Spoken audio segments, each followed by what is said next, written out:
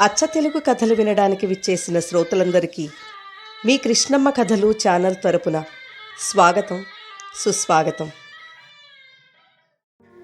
ఈ వీడియోలో మీరు వినబోతున్న కథ అమ్మ కావాలి. రచన సోమవజ్జల నాగేంద్ర ప్రసాద్ గారు. ఇక కథలోకి వెళ్ళిపోదామా?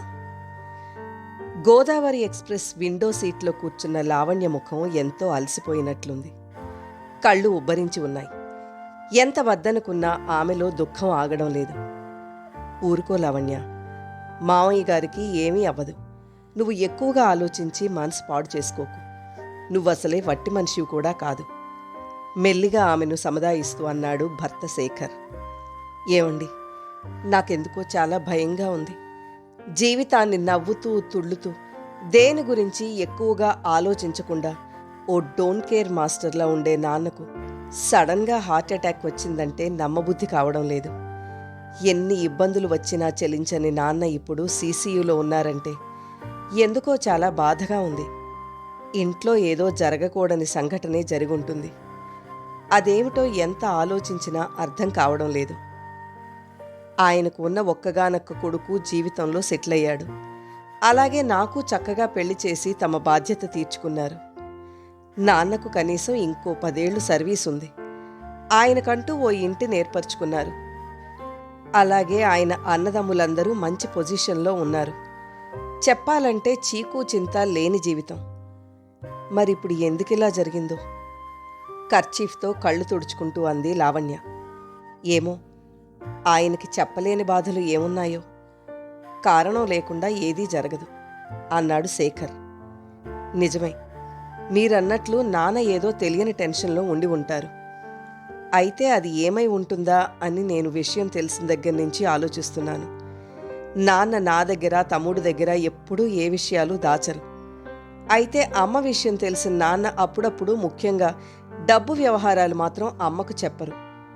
ఎందుకంటే అమ్మ అన్నింటికీ నాన్నను తప్పుపడుతూ, మీరు డబ్బులు దుబారా చేస్తున్నారు అని దెబ్బలాడుతూ, నాతో ఏ విషయాలు షేర్ చేసుకోరు, మీకంతా గుట్టే అని దెప్పుతూ ఉంటుంది అమ్మ. పార్వతి, కొన్ని విషయాలు తెలియకపోవడమే మంచిది అని నాన్న నవ్వుతూ కొట్టిపారేసేవారు. దాంతో అమ్మకు ఉడుకుమొత్తనం వచ్చి ఇంకా ఏవేవో సంబంధం లేని మాటలు మాట్లాడేది. అయితే నాన్న ఆమె మాటలు అంతగా పట్టించుకునేవారు కాదు. నిజంగా నాన్నే కనుక అమ్మ మాటలు పట్టించుకుని ఉంటే వాళ్ళిద్దరూ ఎప్పుడో విడిపోయేవారు. అమ్మ ఎన్నేసి మాటలన్నా నాన్న మౌనంగా ఉంటూ సర్దుకుపోయేవారు.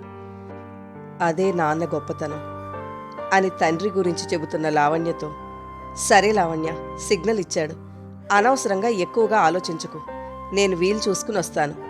అలాగే మామయ్య గారికి కుదుట పడే వరకు అక్కడే ఉండి వచ్చేటప్పుడు ఆయన్ని నీతో తీసుకురా. మన దగ్గర కొంతకాలం ఉంటారు. ఇప్పుడు మామయ్య గారికి రెస్ట్ చాలా అవసరం అని చెప్పాడు శేఖర్. భర్త గొప్పతనానికి మనసులోనే ఆనందపడిన లావణ్య ట్రైన్ కదలడంతో వెనక్కు వాలి బాధగా కళ్ళు మూసుకుంది. గతం ఆమె కళ్లల్లో మెదిలింది.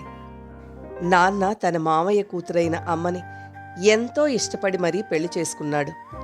నాన్న అమ్మని పెళ్లి చేసుకోవడానికి సిద్ధపడినప్పుడు తాతయ్య గారు, ఒరేయ్, మేనరికం చేసుకుంటే పుట్టే పిల్లలు అంగవైకల్యంతో పుడతారు, కాస్త ఆలోచించుకో అన్నప్పుడు, చూడండి నాన్న, నేను యోగాన్ని, కర్మ సిద్ధాంతాన్ని నమ్ముతాను. నాకు ఎటువంటి పిల్లలు పుట్టే యోగం ఉంటే అటువంటి పిల్లలు పుడతారు.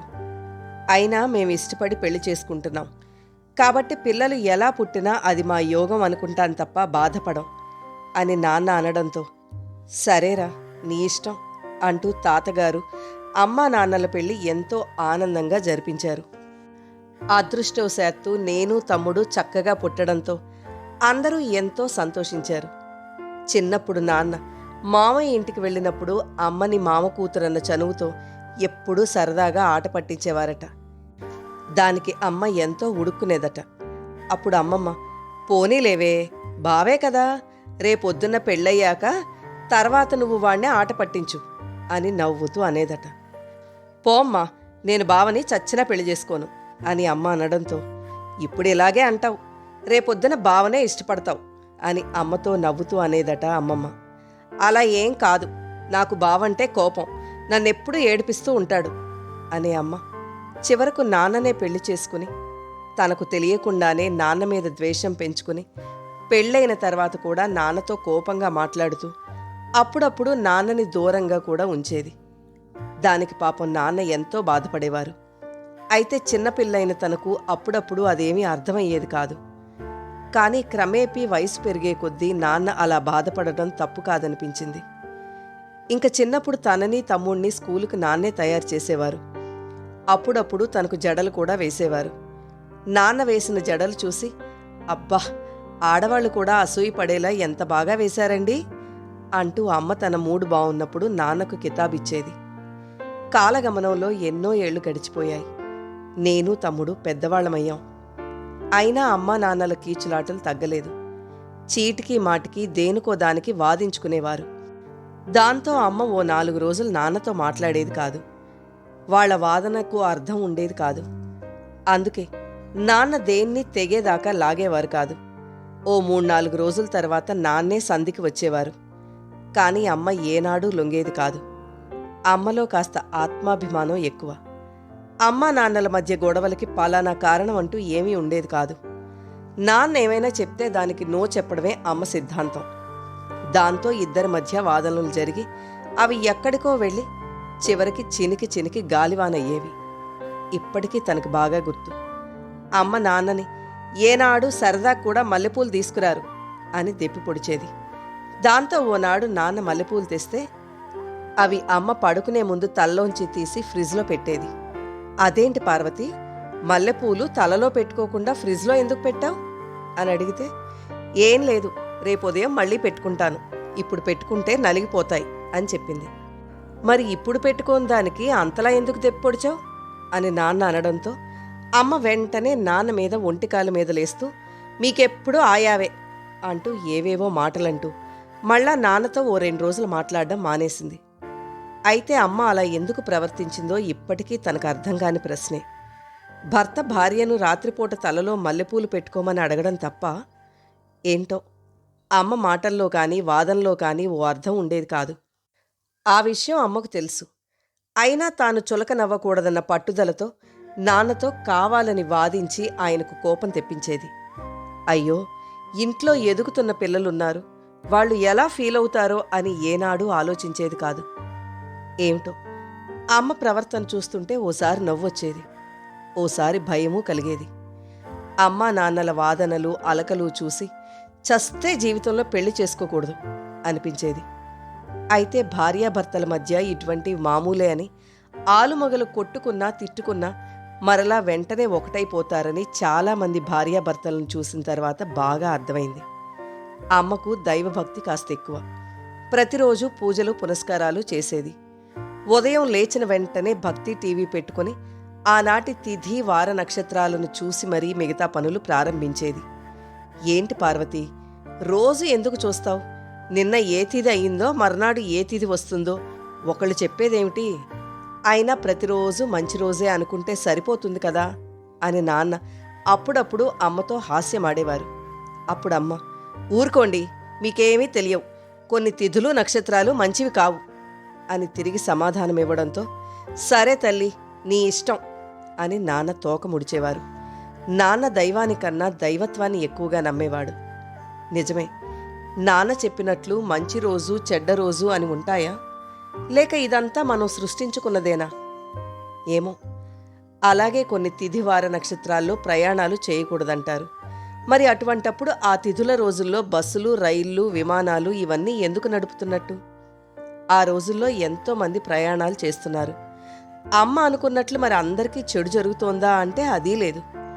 పోనీ మంచి రోజు చూసుకుని మరీ పనులు ప్రారంభించిన వారికి అన్నీ సక్రమంగా జరుగుతున్నాయా అంటే అదీ లేదు. మన పెద్దలు పెళ్లికి ముహూర్తాలు చూసి మరీ పెళ్లి చేస్తారు. అయినా కొంతమంది కాపురాలు మధ్యలోనే ఆగిపోతూ అన్యాయంగా విడిపోతున్నారెందుకు అని అడిగితే అది వాళ్ళ కర్మ అని సమాధానపరుచుకుంటారే తప్ప ముహూర్తాలలో ఏమీ లేదని ఒప్పుకోరు. ఏమిటో ఒక్కొక్కసారి ఇవన్నీ తలుచుకుంటుంటే నవ్వు బాధ రెండూ కలుగుతాయి. ఆలోచిస్తున్న లావణ్యకు అమ్మ దగ్గర నుండి ఫోన్ రావడంతో నాన్నకిప్పుడు ఎలా ఉంది అని అడిగింది. పర్వాలేదు, ఆ దేవుడి దయవల్ల గండం గడిచిందని డాక్టర్లు చెప్పారు. సరే, ఇప్పుడే బయలుదేరాను. ఆయన వచ్చి బండెక్కిచ్చారు. ఆ ఆ, వరంగల్ వదిలింది. ఊ, టిఫిన్ తెచ్చుకున్నాను. లేదు, ఇంకా తినలేదు. సరే, తొందరగా తినేసి పడుకుంటాను అని సమాధానాలు చెప్పింది లావణ్య. సాయంత్రం మీ తమ్ముడొచ్చాడు అని మరికొంతసేపు మాట్లాడిన అమ్మ ఫోన్ పెట్టేయడంతో తేలిగ్గా ఊపిరి పీల్చుకుంది లావణ్య. ఏమిటో అమ్మ మనస్తత్వం ఇప్పటికీ అర్థం కాదు. నాన్న ఆరోగ్యం గురించి అంత బెంగ పెట్టుకునే అమ్మ మరి ఆయనతో ఎందుకలా ప్రవర్తిస్తుంది? అమ్మ మనసులో నాన్నంటే చాలా ప్రేముంది. అలాగే నాన్నకు కూడా అమ్మ అంటే చాలా ఇష్టం. అయితే విచిత్రంగా ఇద్దరూ ఆ విషయం పైకి చెప్పరు. కారణం తెలియదు. ఏదైనా వస్తువు మన దగ్గర ఉన్నంతకాలం దాని విలువ తెలియదు. తీరా అది మన నుండి దూరం అవుతుందని తెలిసినప్పుడు దాని మీద ప్రేమ పెంచుకుని ఎంతో బాధపడిపోతాం. ఇప్పుడు అమ్మ పరిస్థితి కూడా అంతే. నాన్నకేం జరుగుతుందో, ఆ పైన తన బ్రతుకేంటి అన్న భయం ఆమె చెప్పకపోయినా ఆమె మాటల్లో స్పష్టంగా తెలుస్తోంది. పిచ్చి అమ్మ అని మనసులోనే అనుకున్న లావణ్యకు, అమ్మా లావణ్య, మీ నాన్నకు గండం తప్పిందమ్మా అని కొద్దిసేపటి క్రితం ఫోన్లో అమ్మ చెప్పిన మాటలు ఎంతో ఊరట కలిగించడంతో మనసు కాస్త కుదుటపడింది. రైలు స్పీడుగా ముందుకు తన గమ్యం వైపు దూసుకుపోతుంటే లావణ్యకు నాన్నతో గడిపిన తన చిన్ననాటి రోజులు గుర్తుకు వచ్చాయి. నాన్నతో ట్రైను ప్రయాణం తనకు తమ్ముడికి చాలా ఇష్టం. అడిగిందే తడవు. ట్రైన్లోకి వచ్చినవన్నీ కొనేవారు. అయితే అది అమ్మకు ఇష్టం ఉండేది కాదు. మీరిలా వాళ్ళు ఏదడిగితే అది కొనిపెడితే ఇంక వాళ్ళు నేను చేసినవి ఎప్పుడు తింటారు అని కోప్పడేది. పోనీలే పార్వతి, తినని, వాళ్ళకదో కాలక్షేపం అని నాన్న నవ్వుతూ అమ్మ మాట కొట్టిపడేసేవారు. ఏమిటో అమ్మకి ఏమీ తెలీదు. తోటి పిల్లలు ఏవేవో కొనుక్కు తింటుంటే చిన్నపిల్లలం మాకు కూడా వాళ్లతో పాటు సమానంగా తినాలనుండదు. ఈ చిన్న విషయాన్ని అమ్మ అర్థం చేసుకోదు. అయినా ఇందులో అమ్మ తప్పు కూడా లేదు. బయట వస్తువులు ఎక్కువగా తింటే ఆరోగ్యాలు పాడవుతాయని అమ్మ భయం. అందుకే నాన్నతో, మీరలా అంటే నేను ఒప్పుకోను, ఇప్పుడు ఇన్ని చిరుతిళ్ళు తిన్నవారు ఇంకా అన్నమేం తింటారు అని నాన్నతో దెబ్బలాడేది.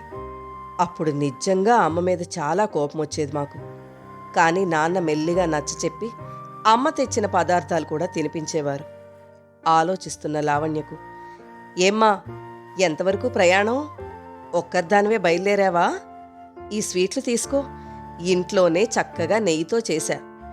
ఎదుటి సీట్లోని ముసలావిడ ఎంతో ప్రేమగా అనడంతో, అబ్బే వద్దు మా అమ్మగారు, టిఫిన్ తెచ్చుకున్నాను అని చెప్పి తన టిఫిన్ బాక్స్ ఓపెన్ చేసి కడుపు నిండా తిని ఆపై నడుం వాల్చి మెల్లగా నిద్రలోకి జారుకుంది. నాన్న, ఏంటిదంతా? హాస్పిటల్లో తండ్రి పక్కనే కూర్చుంటూ బాధగా అంది లావణ్య. ఏమైందమ్మా ఇప్పుడు? నేను కులాసాగానే ఉన్నాను కదా. అవును, నీ ఒంట్లో ఎలా ఉంది? వేళకు మందులు వేసుకుంటూ రెగ్యులర్గా చెకప్ చేయించుకుంటున్నావా? ఆమె చేతిని తన చేతిలోకి తీసుకుంటూ ఎంతో ఆప్యాయంగా అడిగాడు తండ్రి జగన్నాథం. రెగ్యులర్గా చెకప్ చేయించుకుంటున్నాను, అన్నీ బాగానే ఉన్నాయన్నారు డాక్టర్ గారు అంటూ, ఏం నాన్న, ఏం జరిగిందో నాకు చెప్పకూడదా? మరోసారి బాధగా అడిగింది లావణ్య. చెప్పకూడనిదేమీ లేదమ్మా, ఆయన చెప్పి ఏం ప్రయోజనం? కొందరి జీవితాలంతే. అన్నీ ఉన్నా ఏదో ఒక లోపం తప్పకుండా ఉంటుంది. ఇప్పుడు నా విషయంలోనూ అదే జరిగింది. పిల్లలిద్దరూ చక్కగా వృద్ధిలోకి వచ్చి హాయిగా ఎవరి మానాన్న వాళ్ళు ఉన్నారని ఆనందపడుతున్న సమయంలో ఏదో చిన్న అనుకోని అపశృతి. మీ అందరినీ కంగారు పెట్టేశాను కదూ? బేలగా అన్నాడు జగన్నాథం. లేదు నాన్నగారు, జరగకూడనిది ఏదో జరుగుంటుంది. దాంతో మీరు బాగా హర్ట్ అయి ఉంటారు. లేకపోతే ఎప్పుడూ సరదాగా నవ్వుతూ నవ్విస్తూ ఉండే మీకు హార్ట్అటాక్ రావడమేమిటి? చిన్నగా నవ్వుతూ అంది లావణ్య. తల్లి, నేను పైకి మొండివాడిగాను మూర్ఖుడిగాను కనిపించినా అందరిలాగే నాకు ఓ మనసుందమ్మా. ఏదో జరిగేసరికి పాపం పిచ్చిముండ ఈ చిన్ని గుండె తట్టుకోలేకపోయింది. నవ్వుతూ చెబుతున్న జగన్నాథం మనసులో బాధ గమనించిన లావణ్య, అదే నాన్న, ఏం జరిగిందనే అడుగుతున్నాను. ఎన్నో సమస్యల్ని ఎంతో అవలీలగా తట్టుకున్న మీరు ఇప్పుడిలా డీలా పడ్డారంటే ఏదో జరగకూడనిదే జరిగింది. పోనీలే నాన్న, మీకు చెప్పడం ఇష్టం లేకపోతే చెప్పొద్దు. మళ్ళా ఆ విషయం అడిగి మిమ్మల్ని ఇంకా బాధ పెట్టలేను. మీరన్నట్లు కొన్ని విషయాలు తెలియకపోవడమే మంచిది. మీరు హాయిగా రెస్ట్ తీసుకోండి. డాక్టర్ గారు సాయంత్రం మిమ్మల్ని డిశ్చార్జ్ చేస్తానన్నారు అని చెప్పింది. సరేనమ్మా, రాత్రంతా ప్రయాణం చేసి అలసిపోయావు. ఇంటికి వెళ్ళి రెస్ట్ తీసుకో. తమ్ముడున్నాడు కదా, పర్వాలేదు. పాపం మీ అమ్మ ఎంతో బెంగ పెట్టుకుంది. మీరందరూ వచ్చేశారుగా, ఇంక దానికి భయం ఉండదు. సమయానికి ఎవరూ దగ్గర లేకపోవడంతో పిచ్చిది. నిద్రాహారాలు లేకుండా ఒంటరిగా ఇక్కడే ఉండి అన్నీ తనే చూసుకుంది అని జగన్నాథం నీరసంగా వెనక్కు వాలి కళ్ళు మూసుకున్నారు. లావణ్య తమ్ముడికి చెప్పి ఇంటికి బయలుదేరింది. రామ్మ లావణ్య, ఏంటి నాన్నని చూడకుండా ఉండలేకపోయావా? డైరెక్ట్గా హాస్పిటల్కి వెళ్ళావు? సర్లే, తొందరగా రెడీ అవ్వు. వేడివేడిగా ఉప్మా చేస్తాను. కాస్త తిని రెస్ట్ తీసుకో. ఈలోగా నేను తమ్ముడికి టిఫిన్ తీసుకువెళ్తాను అని ఎంతో ప్రేమగా అంది పార్వతి. అలానే ఏం లేదమ్మా, ఎందుకో వెంటనే నాన్నని చూడాలనిపించింది, వెళ్ళాను. అమ్మా, తమ్ముడికి నేనే టిఫిన్ తీసుకెళ్తాను. నువ్వు కూడా బాగా అలసిపోయావు కదా, కాస్త రెస్ట్ తీసుకో అని చెప్పిన లావణ్య స్నానానికి వెళ్తుంటే, అమ్మా లావణ్య, నిజంగా మీ నాన్నకు పెద్ద గండమే గడిచింది. పాపిష్టిదాన్ని, అంతా నా వల్లే జరిగింది. కన్నీళ్లు ఒత్తుకుంటూ చెబుతున్న తల్లిని చూసి చలించిపోయింది లావణ్య. ఊరుకో అమ్మా, ఇప్పుడు నాన్నకు బాగానే ఉంది కదా, ఇక మీదట నువ్వు కాస్త ధైర్యంగా ఉండాలి అంటూ తల్లిని ఓదార్చింది. లావణ్య మనసులో ఎన్నెన్నో ప్రశ్నలు సుడులు తిరుగుతున్నాయి. వీలు చూసుకుని తమ్ముణ్ణి అడగాలి అనుకుని స్నానం ముగించి టిఫిన్ తీసుకుని హాస్పిటల్కి బయలుదేరింది. ఒరే తమ్ముడు, నిన్నొక విషయం అడుగుతాను, ఏమీ దాచకుండా చెప్తావా? రవి చేతికి ఉప్మా ప్లేట్ అందిస్తూ అడిగింది లావణ్య. ఏంటక్క? తండ్రి బెడ్ వైపు చూస్తూ అడిగాడు రవి. అదేరా, నాన్నకి ఇలా సడన్గా హార్ట్అటాక్ వచ్చిందంటే నమ్మబుద్ధి కావడం లేదు. ఇంట్లో ఏదో జరిగింది. అవునా? అదేంటో నీకు తెలుసా? మెల్లగా రవిని అడిగింది లావణ్య. అది అంటూ ఏదో చెప్పబోతుండగానే బెడ్ మీద తండ్రి అటూ ఇటూ కదలడంతో చెప్పడం ఆపేశాడు. పర్వాలేదులే చెప్పు, నాన్న నిద్రలో కదిలారు అంది. నిజమే అక్క, నువ్వు ఊహించింది కరెక్టే. మొన్న ఓ రోజున అమ్మకి నాన్నకి చాలా పెద్ద గొడవైందట. చెప్పడం ఆపాడు రవి. దేని గురించి? అయినా ఇదేం వాళ్ళకు కొత్త కాదుగా, చిన్నప్పటి నుండి చూస్తూనే ఉన్నాం. మార్జాల దాంపత్యమే కదా. ఏమిటో అమ్మ ఏ విషయంలోనూ నాన్నను సమంగా అర్థం చేసుకోదు. అందుకే ఉత్త పుణ్యాన లేనిపోని గొడవలు పెట్టుకుంటుంది. నాన్న ఏదైనా పని చేశారంటే దానికో అర్థం పరమార్థం ఉంటుంది. అది తెలుసుకోకుండా నాన్న మీద అనవసరంగా అమ్మ అరుస్తుంది. అవునా? అది సరే, ఇంతకీ ఏం జరిగింది? ఎంతో ఆత్రంగా అడిగింది లావణ్య. అవునక్క, నువ్వు చెప్పింది అక్షరాలా నిజం. కానీ అమ్మ భయం అమ్మది, అది కూడా మనం అర్థం చేసుకోవాలి. అమ్మకి భయమా? ఇంతకీ ఇప్పుడు నాన్న కాని పని ఏం చేశారని అమ్మ అంతలా భయపడుతోంది? అర్థం కానట్టు అడిగింది లావణ్య. అక్క, అసలు విషయం తెలిస్తే నువ్విలా మాట్లాడవు. ఖాళీ ప్లేటు ఆమె చేతికిస్తూ అన్నాడు రవి. మళ్ళీ తనే, ఏం లేదక్క, నాన్న గురించి నీకు తెలిసిందే కదా. అలాగే మొన్న కూడా ఎవరో నాన్న ఆఫీసులో పనిచేసే కొలీగ్ వాళ్ళ అమ్మగారికి క్యాన్సర్ ట్రీట్మెంట్ కోసమని అర్జెంటుగా ₹1,00,000 సర్దండి, పిఎఫ్ లోన్ వచ్చిన వెంటనే ఇచ్చేస్తానంటే పాప నాన్న జాలిపడి వెంటనే ఆయనకి ₹1,00,000 సర్దుబాటు చేసి ఆ విషయం పెద్ద గొప్పగా అమ్మకు చెప్పారట. బావుంది, నాన్న చాలా మంచి పనే చేశారు. అవును, ఇంతకీ అమ్మ ఏమంది? అనడానికేముంది, అమ్మ విషయం తెలిసిందే కదా. ఒంటి కాలి మీద లేచింది. ఇలా దారిన పోయే వాళ్ళందరికీ దానధర్మాలు చేయడానికి మీరేం లక్షాధికారులు కారు. మన దగ్గర లక్షలు మూలగడం లేదు. ఎవరికి పడితే వాళ్ళకి తేరగా ఇవ్వడానికి దేనికైనా ఓ హద్దు ఉంటుంది అని నాన్నని ఇంకా చాలా మాటలు అందట. మరి నాన్నేమన్నారు? ఏమంటారు? అమ్మకు సర్ది చెప్పే ప్రయత్నం చేశారు. కానీ అమ్మ ఊరుకోకుండా, అవునులేండి, మీకు వాళ్లకు వీళ్ళకే ఇవ్వడానికి డబ్బులుంటాయి గాని నా దగ్గరకు వచ్చేసరికి ఎక్కడ లేని బేదరుపులు అరుస్తారు అందిట. ఏంటి పార్వతి, నీకిప్పుడేం లోటు చేశానని అలా మాట్లాడుతున్నావు? ఆపదలో ఉన్నవారిని ఆదుకోవడం తప్ప అనడంతో, తప్పేం లేదండి, మీరు చేసేవన్నీ గొప్ప పనులే. మొన్న సంక్రాంతికి ఓ పట్టుచీర కొనమంటే మీరేమన్నారు? ఇప్పుడు చేతిలో డబ్బులు లేవు, తర్వాత చూద్దాం అన్నారు. మరి అప్పుడు లేని డబ్బులు ఇప్పుడెలా వచ్చాయి? సమాధానం చెప్పండి అని రెట్టించి అడిగిందట. లేదు పార్వతి, మొన్ననే అనుకోకుండా ఎల్ఐసి డబ్బులు వచ్చాయి, అవే ఇచ్చాను అని చెప్తే, మీరు చేసే తప్పులు సర్దిద్దుకోవడానికి సిగ్గు లేకుండా ఎన్ని అబద్ధాలైనా చెబుతారు. మీ మాటలు నేను అసలు నమ్మను. మీ అబద్ధాలు చూస్తుంటే అసహ్యం వేస్తోంది. ఏళ్ళు వస్తున్నాయి, ఎందుకు బుద్ధి మాత్రం రావడం లేదు అంటూ నాన్న బ్యాంక్ పాస్బుక్ తెచ్చి చూసిందట. ఆ తర్వాత ఏం జరిగింది? అమ్మకి తెలియకుండా మూర్తి బాబాయ్ ఇల్లు కట్టుకోవడానికి నాన్న ఇచ్చిన ₹1,00,000 వివరాలు, పెదనాన్న వాళ్ళ అబ్బాయి ఇంజనీరింగ్ ఫీజు కోసం నాన్న ఇచ్చిన 70,000 వివరాలు తెలిసేసరికి అమ్మ అగ్గి మీద గుగ్గిలమైపోయిందట. నాన్న మీద విరుచుకుపడిందట. అమ్మది చాలా వింత మనస్తత్వం. అయిన వాళ్లకు కూడా సాయపడకూడదంటుంది. మనిషన్న తర్వాత ఆ మాత్రం ఒకరికొకరు సాయం చేసుకోకపోతే ఎలా అంది లావణ్య. అంతలో తండ్రికి మెలకువ రావడంతో తండ్రి పక్కన కూర్చుని, ఎలా ఉంది నాన్న, జ్యూస్ తాగుతారా ప్రేమగా గుండెల మీద రాస్తూ అంది. వద్దమ్మా.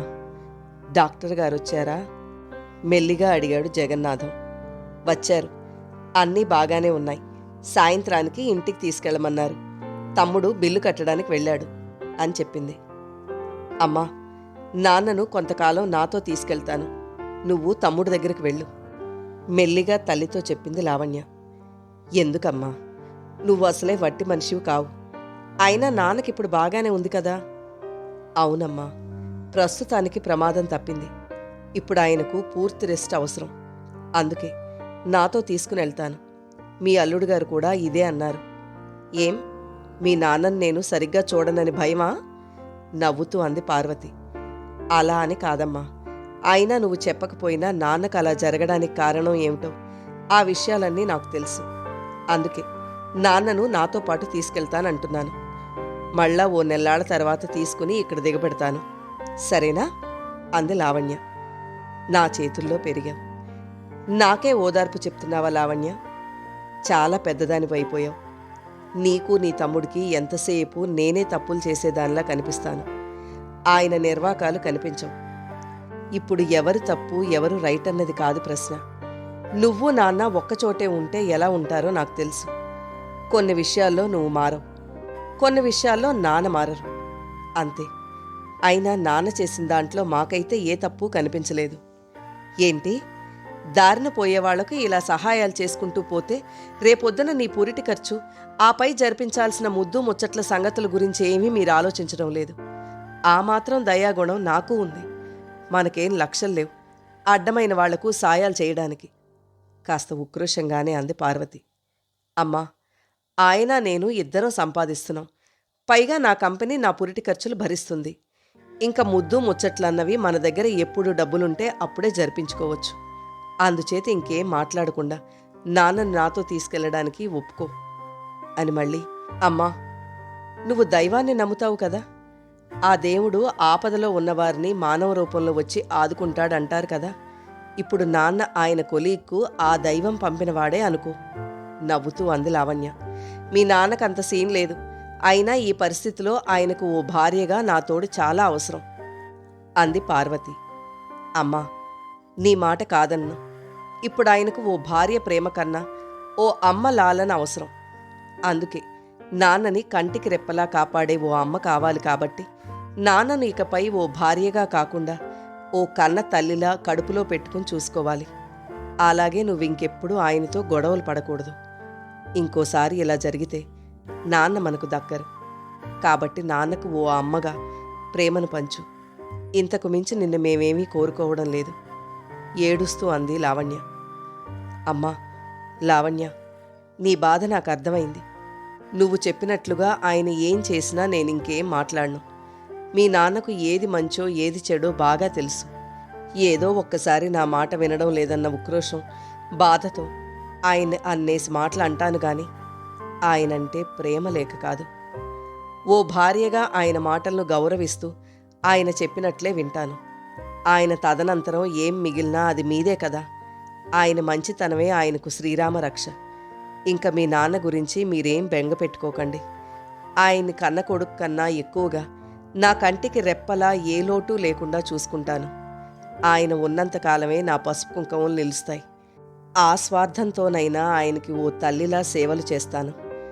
నువ్వు చెప్పినట్లుగా భర్త కంటే వయసులో చిన్నదైన ప్రతి భార్య వయసులో తనకంటే పెద్దవాడైన భర్తకు ఓ అమ్మ కావాలి అని కన్నీళ్లతో చెబుతున్న తల్లిని గట్టిగా వాటేసుకున్న లావణ్య, థ్యాంక్స్ అమ్మా, ఇప్పుడు మా నాన్నకు ఓ మంచి అమ్మ దొరికింది అంది ఆనందంగా.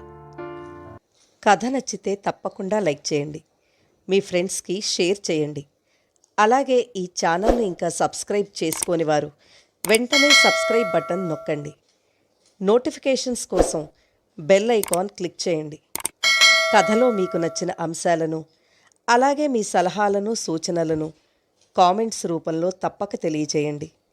మరో మంచి కథతో నెక్స్ట్ వీడియోలో మళ్ళీ కలుద్దాం. అందాక బాయ్ ఫ్రెండ్స్.